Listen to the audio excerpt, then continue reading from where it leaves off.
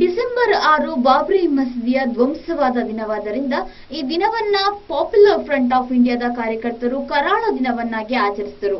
ಮಡಿಕೇರಿ ಜಿಲ್ಲಾಧಿಕಾರಿ ಕಚೇರಿ ಮುಂದೆ ಧರಣಿ ನಡೆಸಿ ಪಿಎಫ್ಐ ಮತ್ತು ಎಸ್ಡಿಪಿಐನ ಕಾರ್ಯಕರ್ತರು ಬಾಬ್ರಿ ಮಸೀದಿಯ ಧ್ವಂಸ ಪ್ರಕರಣ ಆರೋಪಿಗಳನ್ನು ಬಂಧಿಸಬೇಕು ಮತ್ತು ಅದೇ ಸ್ಥಳದಲ್ಲಿ ಮತ್ತೆ ಮಸೀದಿ ನಿರ್ಮಾಣಕ್ಕೆ ಅನುವು ಮಾಡಿಕೊಡಬೇಕೆಂದು ಆಗ್ರಹಿಸಿದರು.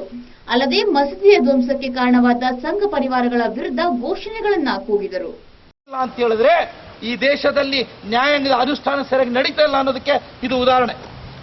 ಕೇವಲ ಯಾವ್ದಾನ ಒಂದು ಹುಡುಗ ಒಂದು ಸಣ್ಣ ಕೆಲಸ ಮಾಡ್ದ ಅಂತ ಹೇಳಿದ್ರೆ ಅವನ ತಗೊಂಡೋಗಿ ಚೆಚ್ಚುತ್ತಾರೆ, ಅವನ ಕೈಲಿ ಬರ್ಸ್ಕೊಂತಾರೆ, ಅವನ ಅಪರಾಧಿತ ಮಾಡಿ ಒಳಗೆ ಹಾಕ್ತಾರೆ.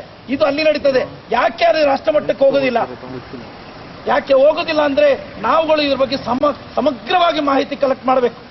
ನಮ್ಮಲ್ಲಿರೋ ಪ್ರತಿಯೊಬ್ಬರು ಲಾಯರ್ ಆಗಬೇಕು, ನಮ್ಮಲ್ಲಿರೋ ಪ್ರತಿಯೊಬ್ಬರು ವಕೀಲರಾಗಬೇಕು, ಪ್ರತಿಯೊಬ್ಬ ಮನುಷ್ಯರು ಒಂದೊಂದು ಮಟ್ಟಕ್ಕೆ ತಲುಪಬೇಕು. ಇದಕ್ಕೆ ಬಹಳ ಮುಖ್ಯ ವಿದ್ಯಾಭ್ಯಾಸ ಬಂಧುಗಳು.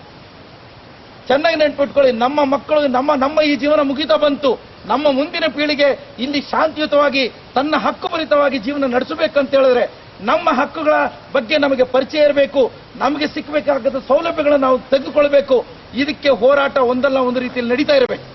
ಬಂಧುಗಳೇ, ಈ ದಿನ ಏನು ಬಾಬ್ರಿ ಮಸೀದಿಯ ಧ್ವಂಸವಾದ ಈ ದಿನ ನಮಗೆ ಎಲ್ಲರೂ ಯಾವ ಮುಸಲ್ಮಾನರಿಗೂ ಅದು ಒಂದು ಒಳ್ಳೆ ದಿನ ಅಂತಲ್ಲ, ಅದಕ್ಕೆ ಕರಾಳ ದಿನ ಅಂತ ಹಿರಿಯರು ಮಾಡಿದ್ದಾರೆ. ಆದರೆ ಇಲ್ಲಿ ನಾವು ಯೋಚನೆ ಮಾಡಬೇಕಾಗಿದ್ದ ಒಂದು ವಿಷಯ ಏನಂತ ಹೇಳಿದ್ರೆ, ಈ ದಿನವನ್ನು ನಮ್ಗೆಲ್ಲರಿಗೂ ಗೊತ್ತಾಗ್ತದೆ. ಪ್ರತಿಯೊಂದು 6-12 ಬಂತು ಅಂತ ಹೇಳಿದ್ರೆ ನಾವು ಇದನ್ನ ಒಂದು ಸಾಂಕೇತಿಕವಾಗಿ ಮಾಡ್ಲಿಕ್ಕೆ ನಾವು ಹೋಗ್ತಾ ಇದ್ದೀವಿ. ಈ ಸಾಂಕೇತಿಕತನವನ್ನು ತಾವುಗಳು ಬಿಡಬೇಕು ಅಂತ ನಾಯಕರಿಗೆ ನಾವು ಕರೆ ಕೊಡ್ತಾ ಇದ್ದೀವಿ.